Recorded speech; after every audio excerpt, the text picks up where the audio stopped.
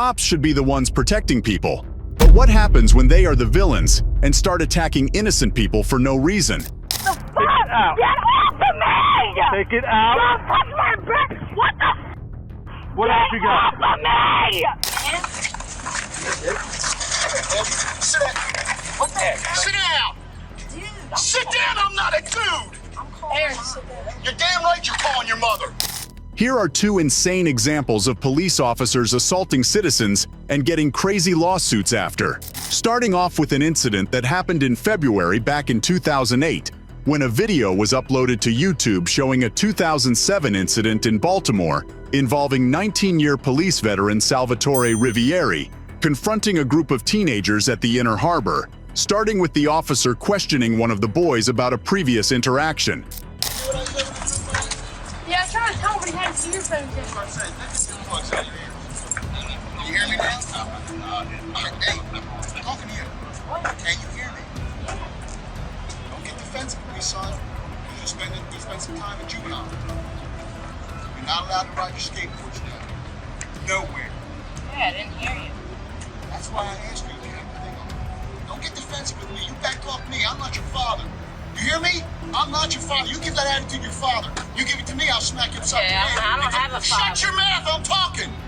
Aaron, shut up, dude. Where are you from? Dude, I didn't do anything. Where are you from? Dude, man. Sit down. What the heck? Sit down. Dude, Sit down, I'm not a dude. Aaron, sit down. You're damn right you're calling your mother. Dude, don't take my skateboard. I didn't do anything, dude.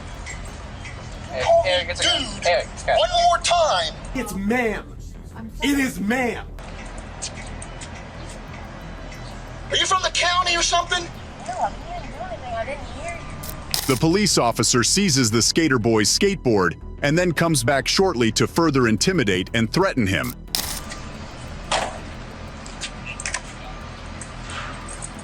Where are you from? I'd like to talk to him.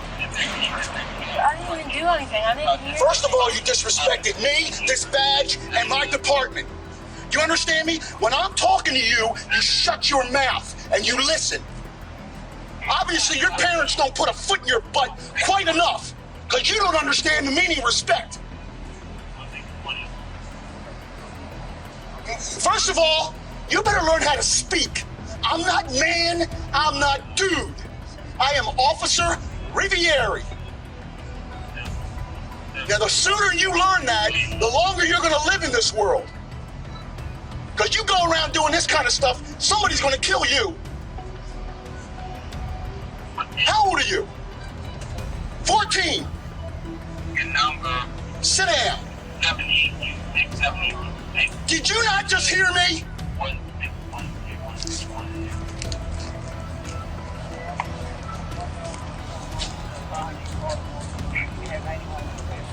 Son, what is your problem? You go to school and give your teacher this kind of lip and backtalk your teacher? Then what makes you think you can come and do it to a police officer? Stop calling me dude.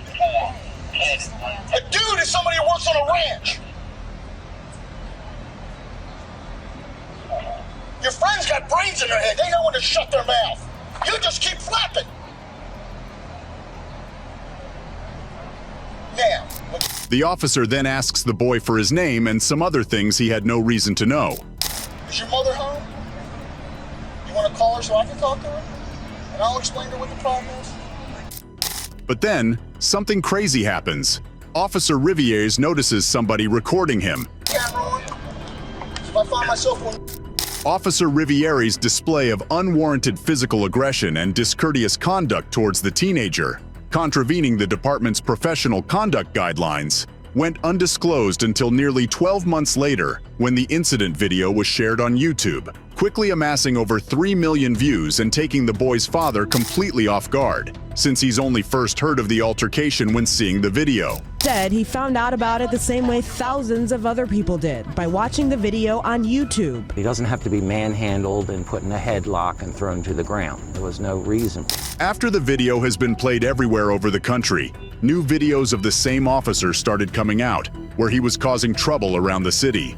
The sight of a moving box at the Inner Harbor was enough to send Officer Salvatore Rivieri into action. Baltimore police declined to comment on these latest allegations involving Officer Rivieri. A spokesperson telling ABC2 they haven't seen the video, so they can't comment. As for Officer Rivieri, I'm just sitting in a public space. I suggest you start moving. Okay. Following the video's viral exposure and public outcry, the Baltimore Police Department conducted an internal investigation into the officer's misconduct, ultimately clearing him of excessive force allegations, but imposing a 6-day paid administrative leave for failing to file a police report after the incident, despite the evident assault and civil rights violations. Officer Rivieri is currently under investigation by Internal Affairs for the skateboarding incident. Until that probe is resolved, he is suspended with pay. After more than 2 years, an internal disciplinary panel cleared the officer of most serious allegations, but a commissioner decided to terminate him due to his failure to file a police report following the incident. Baltimore Police Commissioner Fred Bielfeld has fired Officer Salvatore Rivieri. The Baltimore Police Department had no comment today as to what went into the decision, but police union leaders voiced their disappointment. While the union doesn't oppose the commissioner, increasing the penalty, we think that moving from a 6-day suspension to a termination, again, is an abuse of his power and discretion. However, Rivieri went on multiple talk shows to try and defend himself. It was also revealed that he was only a year away from his full retirement. The officer who gained national attention following this video is now speaking about his recent firing from the Baltimore Police Department and says much more happened that day than the video shows. Rivieri said Saturday the YouTube video is misleading. It does not show several important events leading up to and after the confrontation. It doesn't show my initial contact with Eric Bush and his friends. We were on the steps of the Science Center, Maryland Science Center, where they were told by me that skateboarding is prohibited by law. The video doesn't show me handing him back his skateboard, shaking his hand, nor does it show my phone conversation with his mother, where she was told of the incident and advised that if Eric left the area, he would not be arrested. At that time, I didn't feel that giving Eric a juvenile arrest record for skateboarding just because he was showing off for his friends was the thing. Commissioner Bielfeld's decision to fire me has devastated me and my family. I'm sure that we all have moments in our life where we would like a do-over, and to judge a person's whole life or career on that one moment is to say the least, it's unfair. And here's what the boy's father had to say about the incident. Rivieri says that he holds no ill will towards Eric Bush and his parents, despite what his father had to say about him on the radio. That officer should not only not get his job back, he should get locked up for assault. Eric and his family initiated a legal action against Officer Rivieri and the Baltimore Police Department, citing excessive use of force and violations of civil rights. Their initial case was dismissed due to a timing-related issue, but was subsequently taken to appeal, leading to a confidential resolution. Concurrently, Officer Rivieri filed a lawsuit against the Baltimore Police Department, claiming wrongful termination. And according to the Fraternal Order of Police, the union filed an appeal in Baltimore Circuit Court on Friday. So ultimately, whether he gets his job back or not, Rivieri will depend on a judge's decision. His lawsuit luckily failed, though, and so did its appeal. Yet another disappointment for Salvatore Rivieri and his supporters as a Baltimore City Circuit Court judge upheld the former officer's firing. Commissioner Fred Bielfeld fired Rivieri for not filing a police report after the incident at the Inner Harbor, but critics felt that Bielfeld was getting pressure because of the YouTube video's exposure. This case highlights the importance of accountability in law enforcement, as video evidence and public scrutiny revealed the officer's actions when no prior action was taken. It emphasizes the need for citizen oversight through recording interactions with law enforcement. Next up, in January 2015, Richard Scavone, a former Las Vegas police officer, encountered a woman named Miss Oritz near Interstate 15, suspecting her of loitering and attempting to engage in solicitation. Come on over, man. Hey! What? Come over here! Immediately after the officer got out of his police vehicle, he starts ordering the woman what to do with a very aggressive tone, and the orders just don't make sense. Put your hand behind your back. So what do you? I got the taser out. Put your hand behind your back. Put your palms together. How am I supposed to put my palms together if you got my fucking hand? Miss Ortiz appeared willing to cooperate, But the officer reacted emotionally, pushing her towards his vehicle and eventually throwing her to the ground. That's it. All right. That's it. I'm going to dump you on the floor in a minute. Hell you think you're talking to? Who are you talking to? Who are you talking to? Talking to me? Straight your feet. My feet are straight. Why do you have your hands on my fucking neck? Get the off of me. You doing I don't give a so what? Take me out to take me to fucking jail. You doing all this extra shit for what? Get on your stomach. On your stomach. She then mentions that everything the officer is doing is being recorded on a camera of a nearby hotel. I don't care because there's a camera right down the hotel. You finished? You finished fighting me?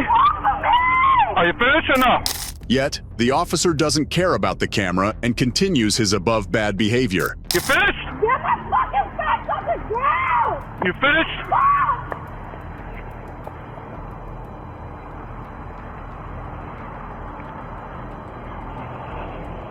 EP 31468. After Miss Oritz is finally allowed to stand up, the officer calls dispatch and tells her to shut her mouth. Finish or no?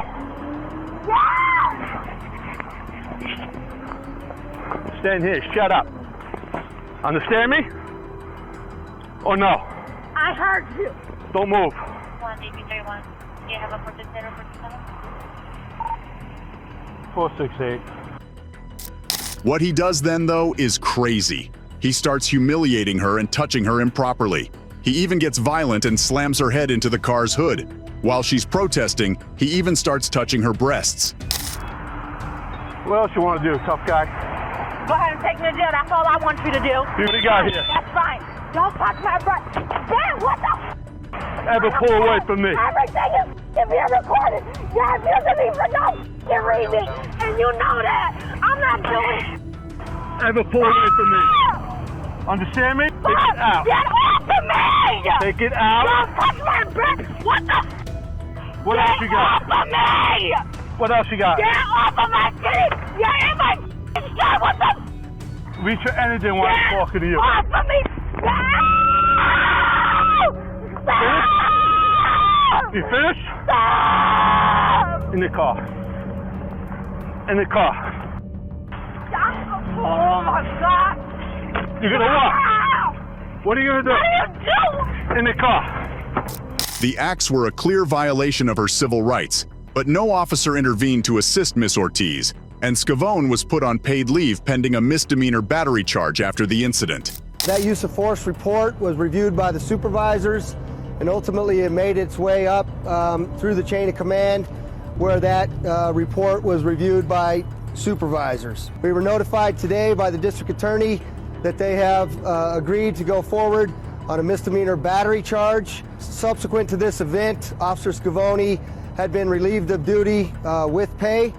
Today, he remains relieved of duty with pay. If a body camera is present, it is reviewed in every circumstance where a use of force is used. The public release of body cam footage ended Scavone's law enforcement career, led to felony charges, and his guilty plea for excessive force, while all charges against Miss Ortiz were dropped. This is the first time that I am aware of that we are bringing criminal charges associated with the review of a body camera on an on-duty use of force incident. In 2018, Officer Scavone received a 1-year prison sentence for excessive force and later faced a probation violation in 2022 after assaulting 2 individuals in New York, resulting in a 9-month extension of his probation.